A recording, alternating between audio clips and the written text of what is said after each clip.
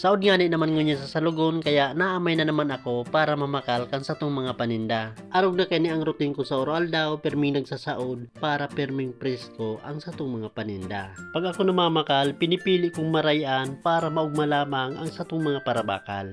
Saro na dagos iyan sa mga estratehiya ko para makaiwas kita sa kalugihan sa pagninegosyo.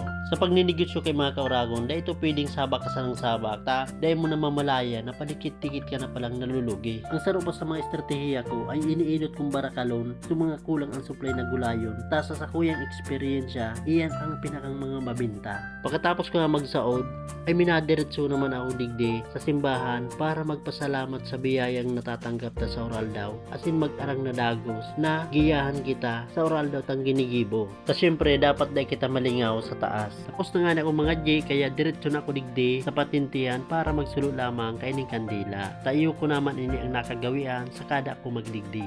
Maliwanag na naman at sinakumpito ko naman ang satong mga paninda kaya madumana kita sa satuyang tindahan. Halos mapano naman nga ni ining sa kuyang top down asin swerte ko ta nakaagi ako kaning kininit na natong. Masakit kay kani mag-alang lalo na ngunyan tatag-oran digdi sa muya. Uni na nga ni ako sa kuyang tindahan, iniinot ko palan iluwas ini mga daon-dahon, tamati ko nagulpi masarabaw-sabaw ngunyan. Igwa na nga kitang buenas manos na si ate, arog naman kay nigdi pag nagpupuro ng barakalan, lalo na pag makusog ang barakalan, talagang halos sunod-sunod naman sinda mga kauragon. Nasisibot man yan akong dikit lalo na pag may mapakurod-kod, pero kayang-kaya. Sa oras na natapos ko nang magruluwaskan sa tuyang mga paninda, oras naman para ako magkakanta, namatian ko naman ang gutom. Luntok na palang kaya mga kauragon. Nakasaro pa sa naunhungit dyan, pero gana naman kitang suki na mabakal daning asukar. Fast forward, tapos na nga na ang barakalan mga kauragon. Oras na naman para mag-arasikaso asin magripak kaining kininit na natong. Paparatos-patusong ko sa naman mga kauragon sa salit na plastik para makadordelin siya lamang kita.